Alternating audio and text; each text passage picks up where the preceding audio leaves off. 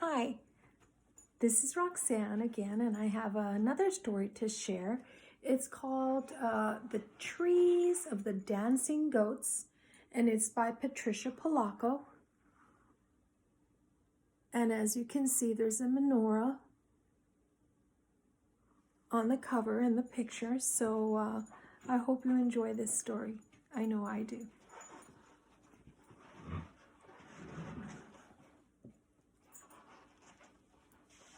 At our farm, just outside Union City, Michigan, we didn't celebrate the same holidays as most of our neighbors, but we shared their delight and anticipation of them just the same.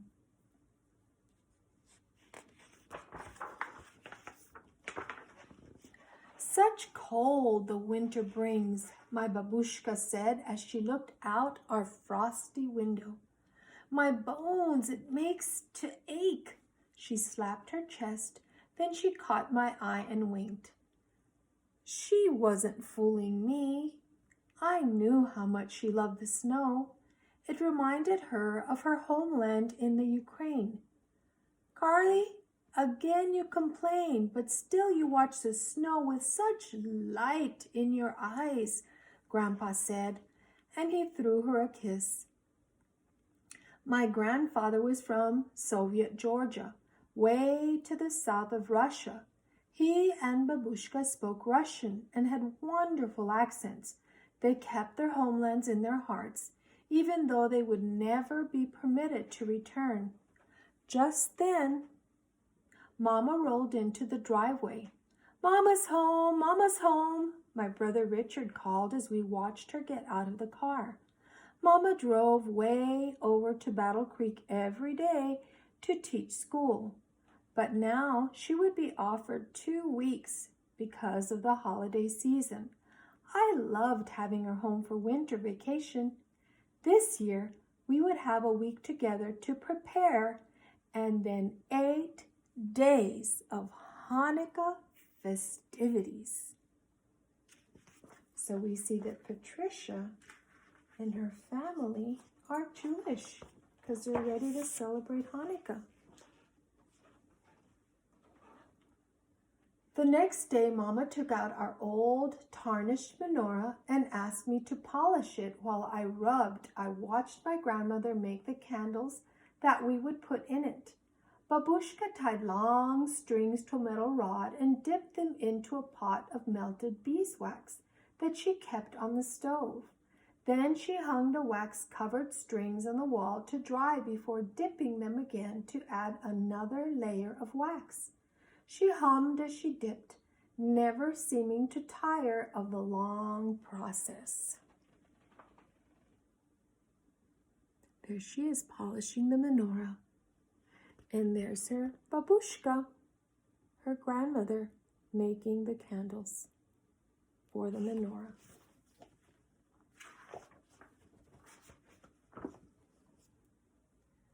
Grandpa prepared for our festival of lights as well. He carved small toys out of wood. Richard and I weren't supposed to know that he was making them for us, but he did every year. And that afternoon when he went to town, we couldn't help sneaking into his workroom to take a peek. Look, a dancing goat, my brother exclaimed as he held one up. I like this one, I said, cradling a little dog in my palm. Grandpa had painted the animals with colors from his homeland. We marveled at how magical they all were. Do you think he made enough for all 8 days of Hanukkah? Richard asked as he eyed the array of wooden figures. You know he has, I whispered. I took one lasting look, knowing that soon Grandpa would wrap them up in colored paper.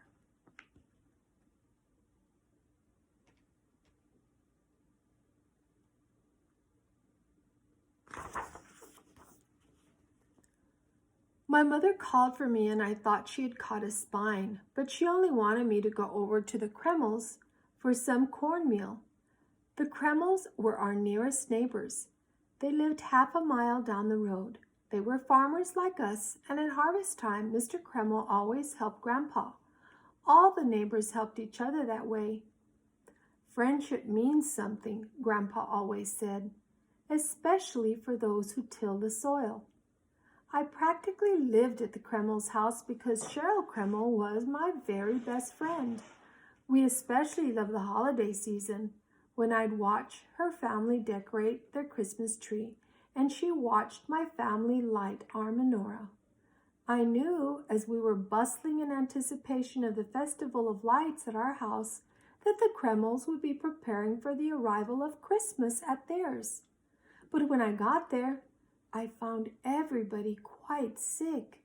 Even Sherry, who was usually full of spisarikto, as my babushka would say, seemed quiet and weak. She was crying. I hope Santa will remember where we live, she wailed. Well, why wouldn't he? I asked. 'Cause we haven't put up a tree this year or even decorated. Papa's too sick to get out of bed and to go chop one down. Then she coughed an awful cough.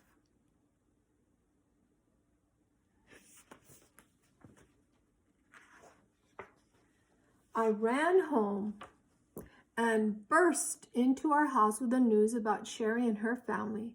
Mama seemed very worried. Did you go inside their house, Tricia? She asked me. Sure, I answered. Oh, my brother said. They all looked at each other. When your grandfather was in town today, Babushka said very slowly, Dr. Leach told him that many families around here have come down with scarlet fever. The Kremls must have it, and I sent you there, my mother said as she rushed me to the bathroom, pulled off my clothes, and soundly scrubbed every inch of me. Am I going to get it, Mama? I asked. It is very contagious, she answered. We'll know in a few days. Am I going to die? I asked, starting to cry. No, baby, Mama said softly as she held me close. But if you have it, it will make you quite sick. For the next few days, my family watched me carefully. Richard, of course, took pleasure in making me feel like I was quarantined. He held a cloth over his mouth and nose every time he came near me. Then he'd hack and gag, mimicking the dreadful cough of the fever. And I guess right now we can relate to what they were going through. As the days passed, it was evident that I was not going to get sick, but more and more reports came to us of neighbors falling ill. The Everests, the Govlocks, the Tunderwalds, the Molskis. It was an epidemic. We were all worried about our friends, but Babushka was determined that our Festival of Lights would go on as planned. On the afternoon before Hanukkah, she bustled around her kitchen. Such latkes I'll make this year, she exclaimed while digging for the choicest potatoes in the bin. She hummed happily as she placed the potatoes in front of me. I shredded them with great care. They had to be just right for my babushka's latkes. Mama and Babushka dressed down 2 chickens for roasting and put them in the oven. So here they are preparing for Hanukkah, all working together.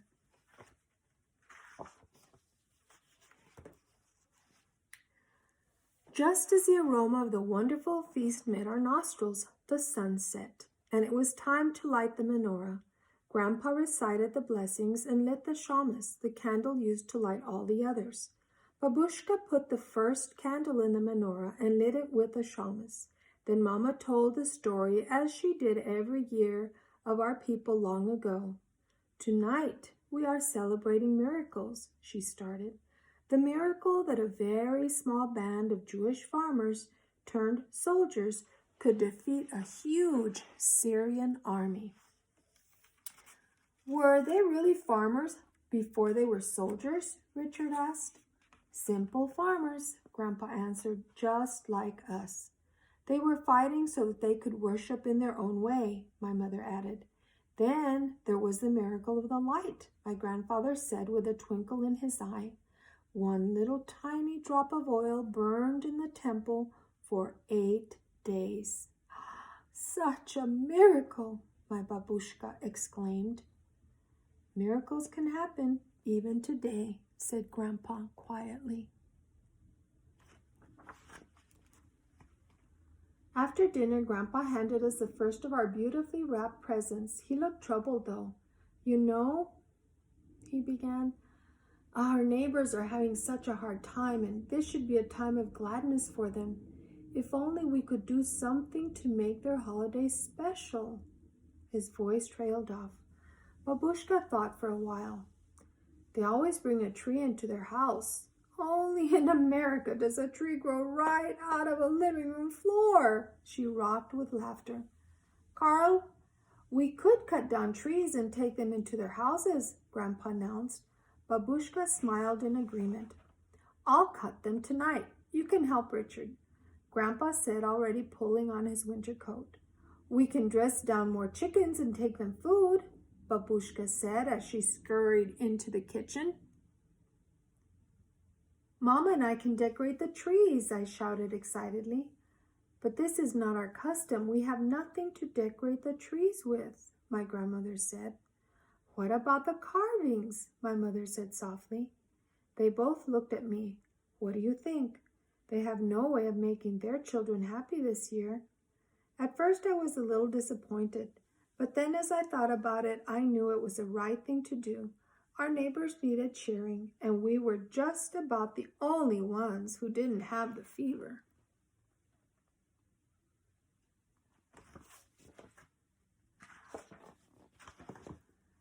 Grandpa and Richard brought the cut trees into our living room. They nailed boards on the bottom of each one so they would stand up. They were very small trees. Grandpa had only taken the tops off our evergreens, but they were beautiful. And when they were all standing in the living room, it looked like a forest. Like the woods just outside of Kiev when I was a little girl, Babushka said breathlessly. Grandpa started hanging some of his wooden animals on the branches of a tree. A dancing goat, my babushka remarked as she looked closely at one of them.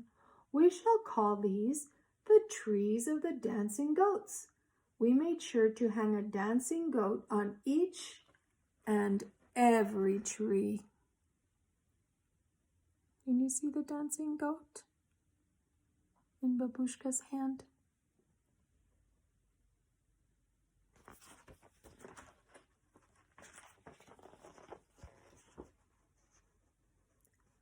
As we decorated the trees, we sang and laughed. The single candle in the menorah flickered as we rushed past it to reach another carved animal or to paste together paper chains to hang on the trees.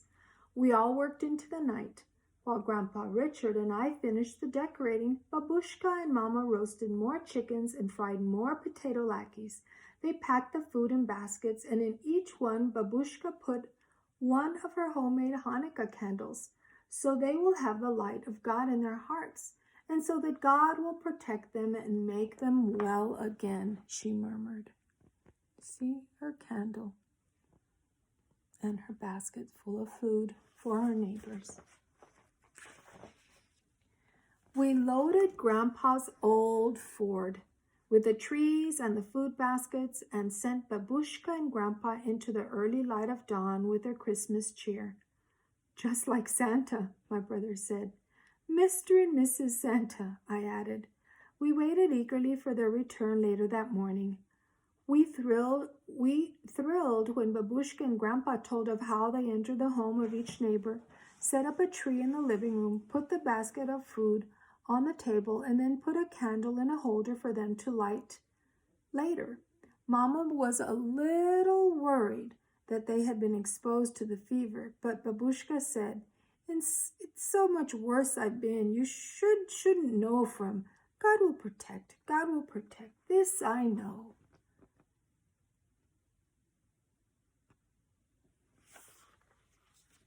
Masks are important. A week later, the 8 days of Hanukkah had come and gone, and we sat down to have our last feast. There was a knock at the door. Now, who could that be? Babushka said as she scurried to the door with her usual warm smile. It was the Kremls. Sherry and her family, Mom and Dad, they looked pale but assured us that they were quite well now. We have something for you, Sherry announced as she bolted through the door holding a basket. Her mother and father had tears in their eyes as they hugged my grandparents and my mother. Look what my dad made for you, Sherry said. She pulled out a menorah that Mr. Kreml had carved out of wood. On it, he had mounted some of the animals that we had given them. You see?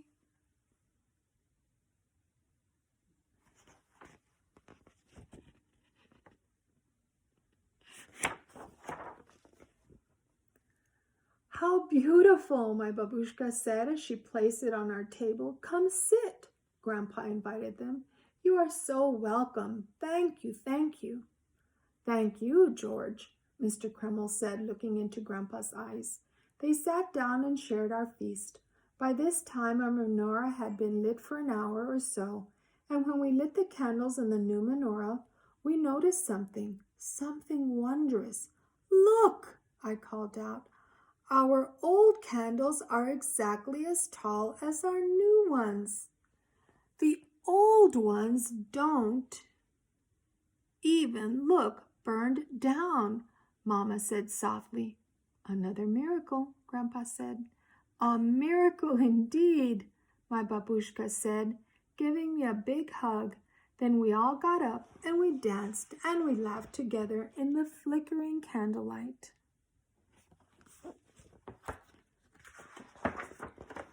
Our neighbors all recovered from the terrible fever.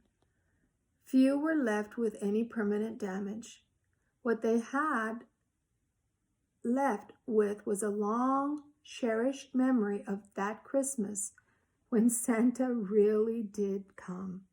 And my family, too, has never forgotten that incredible winter of the fever, the miracle of true friendship, and the trees of the dancing goats.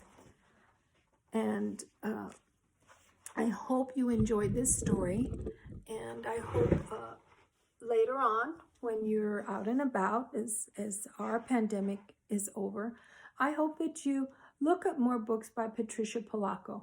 They're all quite beautiful, and she uses her childhood and her memories to tell stories. And I hope that you are enjoying your time at home with your family and staying safe. If you have to go out, make sure you wear a mask. If you can stay home, and enjoy the holidays as safely as possible. So until tomorrow with another story, be safe.